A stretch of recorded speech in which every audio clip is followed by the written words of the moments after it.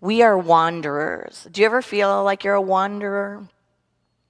We come here into this time and space as unique, unrepeatable expressions of God for a period of time.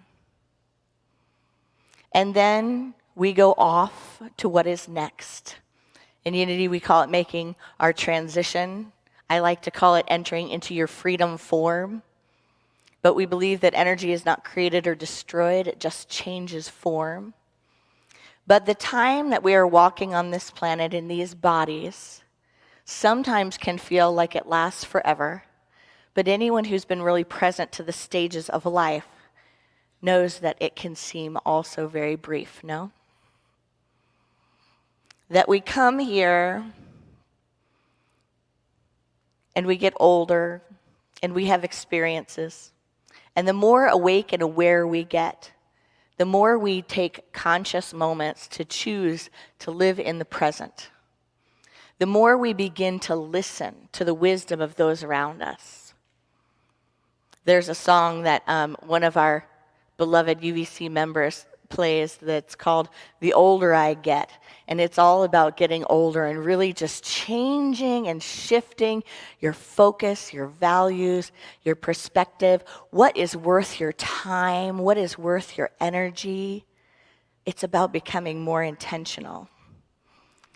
If you are an elder who gets that, please stand.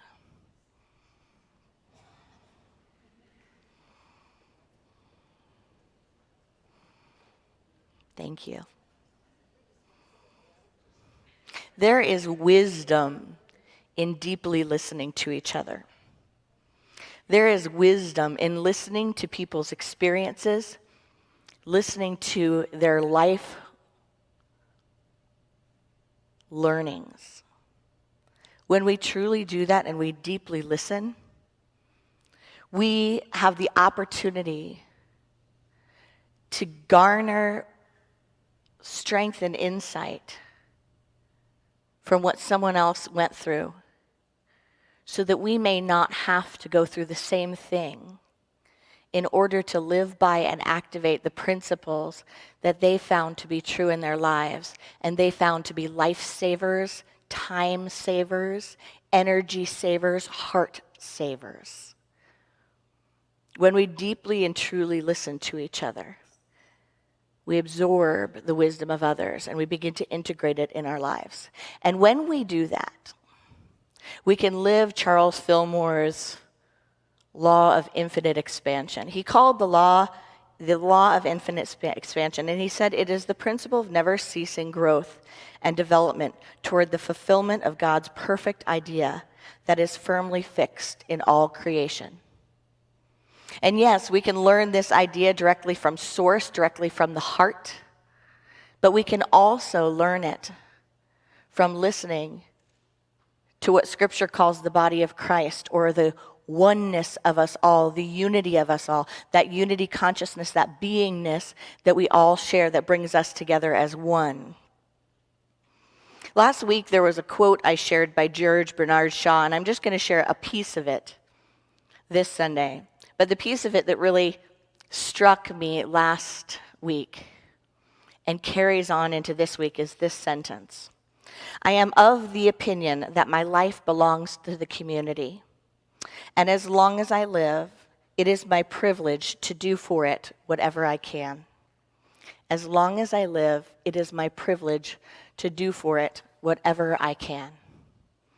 The master teacher was one who roamed the earth with no possessions, no stuff, even teaching that there's no, family unit to protect and to live on for, to build up so that it had a storehouse for when one entered their freedom form.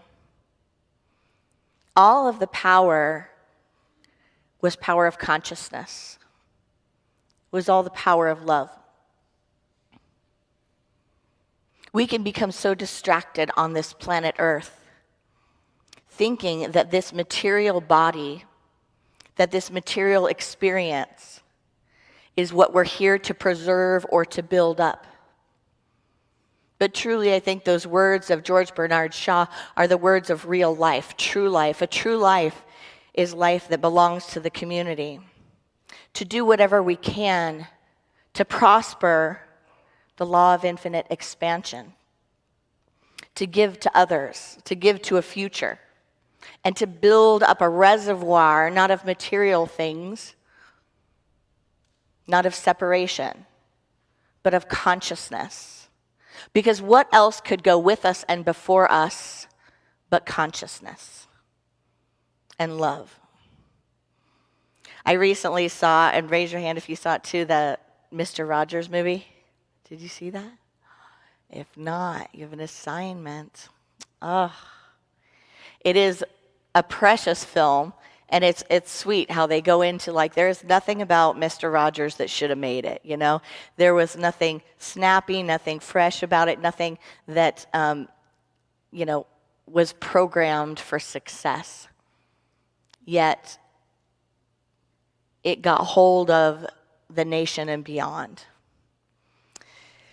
And there are a few things that he talked about in the film, but one of the things that struck me is when he looked at TV programming, and it says, he was kind of looking at what to do with his life, and he kind of surprised his parents by taking a turn and saying, I think I'm going to get into television. It was kind of up and coming in this programming, and he looked at it and he saw it, and he realized that it was a great medium.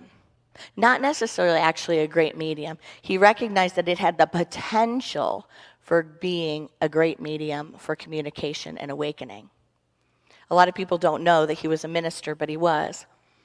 And he saw on TV a bunch of the things that maybe were not creating a world that progresses, that were maybe just entertaining the psyche, spending time.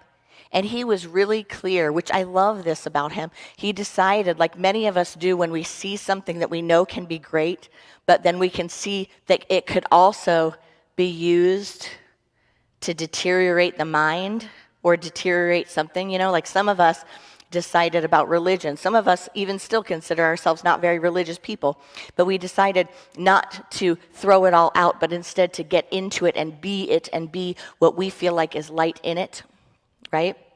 That's what the mystics of all traditions do. They let the dogma sit aside, but they become the light, and they become the principle and the practice, the expression and the fullness of whatever the principle is, which truly is universal when you get to it. And so he decided to do this with television because he said he saw things happening. He saw, kids hitting each other and slime falling on people and all of this stuff be expressed through the television medium. And he said, we have a responsibility. If we're going to be programming and we're going to get out into homes and be with children, we have a responsibility in that, to raise the conversation, to take that honor really seriously, to use that time really mindfully. Think about all of the time that is spent in ways that are not mindful, that are just mere entertainment. It's like all the ways that we in our human personalities can build up our own lives in ways that the second we're off this planet and we're in our freedom form, like, what did it matter? What did it matter that I purchased this? What did it matter that I spent my time doing this or that? And then all of a sudden, when you look at life and you start to really value it, you see the things that matter. It was the same with the programming. He said we've got to really do what matters. And he made the medium valuable. That's one of Unity's principles. God energy is here. There could be a socket right on the stage, which there is, and I could either plug something in and light the world and give a gift and blessing of illumination, Or I could, stick a knife in there and electrocute. It's how we use it. That's our co-creative power. And because what he did, I think, was based in principle and in love and in compassion, it grew even though it didn't have the frills of other programs. And it raised not just a generation, but generations of people, because he talked about real issues. He talked about children and their feelings as being real,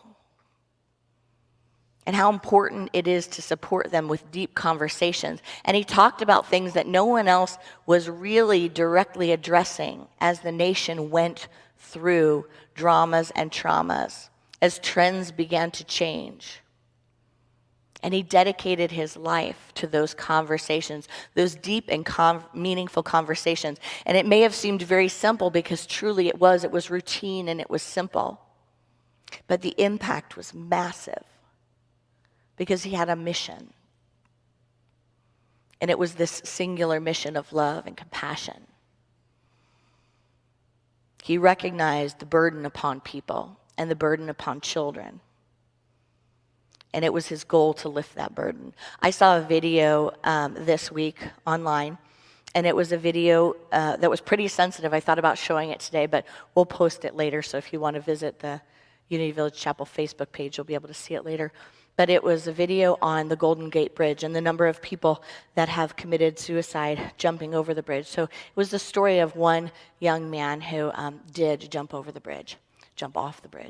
And he didn't die when he hit the water. And he said the moment that he jumped, he regretted it. And it was this very powerful, moving video on his experience. And he said when the rescue boat came to him, they couldn't believe that they found him alive. And the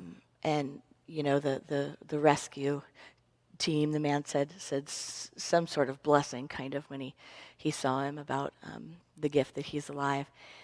But he goes on to talk about what he was going through and why he did it. And he goes on to reassure people that have had anything like that happen in their lives about the burden and the pain and the suffering that people are going through that can lead them to a choice like that. And as I'm listening to him, that word burden kept standing out. He kind of did a little recap of his life and how it went well, and then he had some mental health issues that were really expanding. And the words he used is, I felt like a burden to everyone. Felt like a burden to my family, felt like a burden to my friends. There is a deep danger in feeling like a burden to anyone, in feeling like a burden to ourselves, in teaching that any human being in any life situation is a burden. It is contrary to truth, and it is contrary to principle. In fact, it is impossible, because we are love and we are of love. And we are not burdens, but we are blessings. And any teaching, any moment, any organization, any person that would lead anyone to think that they are a burden is seriously missing the mark. Any perception of that is missing the mark. He goes on to talk about how he learned to grow through that concept, and he learned love, and he learned unconditional love, and he learned support. And he said he has the same things going on that were going on then that led him to this path, but now he has a network of support.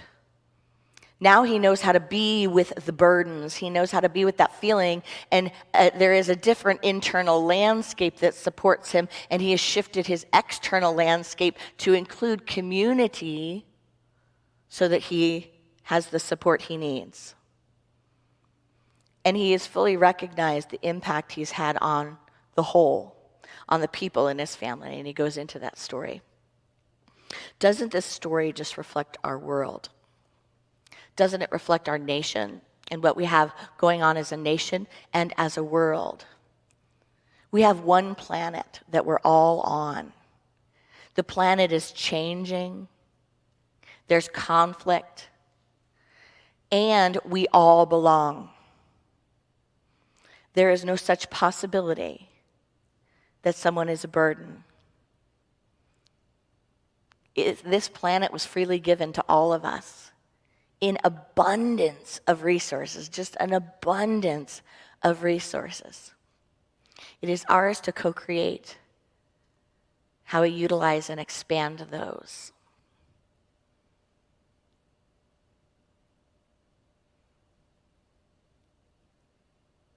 If we feel inside ever that we are a burden, if we feel like we don't fit, just look at Mother Earth, look at nature. The sun shines on everyone equally. It doesn't care, it doesn't sit there, and when you walk out the door, it doesn't make an assessment and go, okay, these are her life choices, this is where she lives, this is what she's doing, she did this, that. I'm going to just go away for a little while, and I'm not going to shine on her, but I'm going to shine on him. So too is it with the love of God. It is everywhere present. It is showering out in every moment in infinite expression, if we have ears to hear and eyes to see. But the part of the human condition that can not only experience but teach and prosper the idea that we don't belong or we could be a burden, or that there is some level of superiority and inferiority, is unlike the teachings of the Christ consciousness, the teachings of love, compassion, and kindness. I want to share a reading from one of my favorite books. It's a book by Paul Farini called I Am the Door, and it's an interpretation of an experience of the Christ consciousness and an experience of words from the Christ consciousness. And he says this, in the eyes of spirit, people are completely equal. The rich man has no more happiness than the poor man. In his heart, he has the same struggle and the same hurt. The wealthy doctor who lost a son to AIDS has the same pain that the woman on welfare has when she loses her daughter. Pain is the great equalizer. It brings you to your knees. It makes you more humble and sensitive to the needs of others. It undermines all hierarchies. If you have touched your own pain deeply, you know this. You feel compassion when you see others in pain. You don't need to push them away or try to fix them. You just hold them deeply in your heart. He goes on to say, the world builds people up and it takes people down. There is no permanence in the world.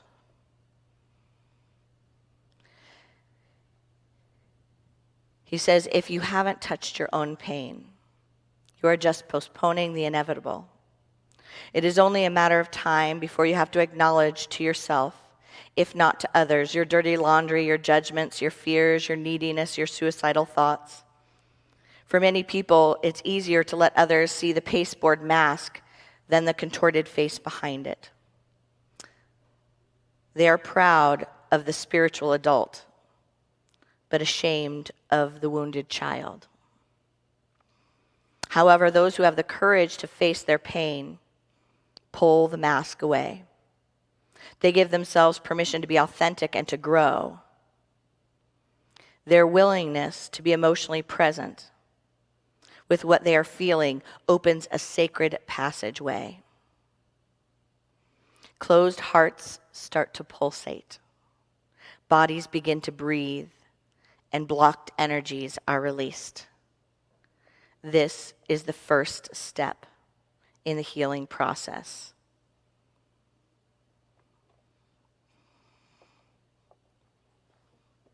Are we willing to take those steps? I recently got to spend some time with Bishop Carlton Pearson. He's an incredible man. If you don't know of him, we're showing his film Come Sunday as part of our film series this year. And he's known for what he calls the controversial gospel of inclusion. He used to be a different kind of preacher, and now he's a new thought preacher. He's just a man of light. And he said a few things. He talked about the teachings of Jesus, and he said, Jesus' teachings are simple. They're based not on a bunch of dogma and a bunch of religious rules. They're based on nature. They're based on trees and seeds. They're based on ideas that can reach any one of us. They go outside of religious boundaries. And they go beyond teaching about something and inviting people into an experience. He says Jesus didn't preach Jesus. Jesus didn't preach Jesus. He said what he did was preach the cosmic Christ. The Christ consciousness, he calls it. And he shared a quote from Albert Einstein. He said, "The religion of the future will be a cosmic religion. It transcends personal God and avoids dogma and theology."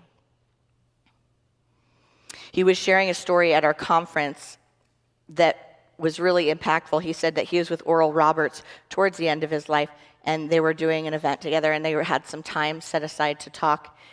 And he said that he was doing some reflections, some impact reflections on life. And it was, I think, sometime after the Oklahoma City bombing. And he said, I don't know if I've made a difference. And Mr. Rogers said this too in the film.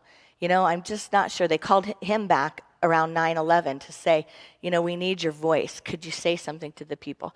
And they both kind of went through this reflection of going, I don't know if I made a difference. But Oral Roberts went like this. He said, I'm not sure that the world is a better place now, that people are better people, all that kind of stuff.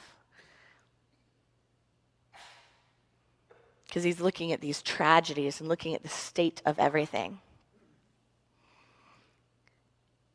And he reflected saying something to the effect of, maybe I should have spent more time, or I wish I'd spent more time, convincing people that they were loved rather than converting them. Convincing rather than converting.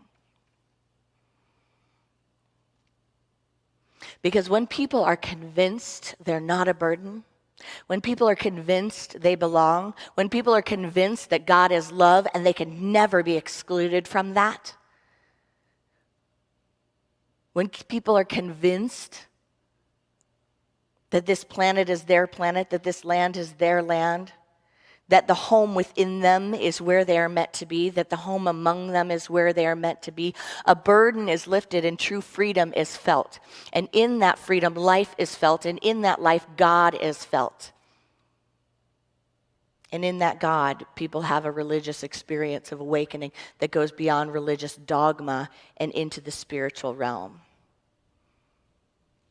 One cannot know this feeling without awakening to the depth of God and to the depths of their soul. Sig Paulson, one of my very, very favorite Unity authors, said this about convincing. He talks about our inner light. And he said, our conviction of the reality of the light and love of our inner kingdom is becoming so strong, we find it not quite so necessary to defend it or to inflict it on others. So when we find that, we're not needing to defend it anymore. We're not needing to press it into everyone and make everyone believe. He said, we will probably discover that our former attempts to convince others of the truth of our inner revelation was for the purpose of convincing ourselves. It was for the purpose of convincing ourselves. And that is exactly what Bishop Carlton talks about in his film, about his own inner journey. The destructive power of feeling like a burden is something that no one should have to go through, yet it is part of the human psyche and part of the human condition. To feel on a soul level like we belong is critical to our collective and our individual awakening. Sig goes on to say, to let the feeling of love take over in you and govern your being is really to love yourself. As you let love expand its presence and power in you, you become its self-expression, and you are love in action. To love God is to love yourself because you and God are one in love. This is the secret of the first great commandment, and is no doubt why Jesus said that this is the greatest commandment. It comes first. This commandment comes first, not so much in order of importance as in order of execution. The second commandment is like it. There is no way to love your neighbor unless love is active in and through you. Unless love is active in and through you.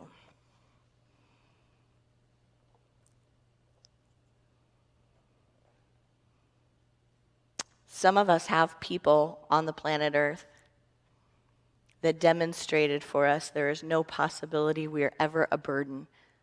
Raise your hand if you can think of one or more of those people. That however they were with you, they always showed up like you are a blessing, not a burden. For me, one of those people was my Aunt Eileen. At any time, I could call her. At any time, I could show up at her door. Still to this day, if I picked up the phone and said, I'm going through stuff, she'd say, come move here. Just move in. I'm going to have a room made up for you. I'll make the bed. Her doors are always open, and they always have been open. I can remember the times in my life where I felt lost. I felt like I wasn't sure what to do or where to be. And in her home, you were never a burden. Her home was your home. She treated you as if you were herself. That is what the Christ consciousness calls us to as a collective. That same consciousness. That consciousness that would take your most beloved, that would treat someone like you have been treated when you feel like you've been treated with the most grace and the most love, whether or not you deserved it. The most unconditional presence of peace and acceptance, welcoming and love. The concept of any of us as a burden is the opposite of freedom. From Emma Lazarus, give me you're tired, you're poor. Your huddled masses, yearning to breathe free. The wretched refuse of your teeming shore. Send these, the homeless, tempest-tossed to me. I lift my lamp beside the golden door. Unconditional love, unconditional compassion, gentleness, and kindness can be expressed in any space, in any time, through anything. It is always an option. And to close, the words of Sig Paulson, let love enter. Let love put the stamp of approval on what you are doing. Let the feeling of love add a new and deeper dimension to the experience. Put your faith into the feeling of love and be willing to surrender it. Rejoice in growing understanding of it. Let it capture your imagination. Be enthusiastic about it, and let the feeling of love govern your exercise of authority. You are moving into a whole new phase of self-unfoldment. You are beginning to experience the greatest power in the universe, love. The creative energy that brought you into being as its self-expression. as you exercise your power to be love in action, you will not only know the truth that sets you free, you will feel it. Namaste.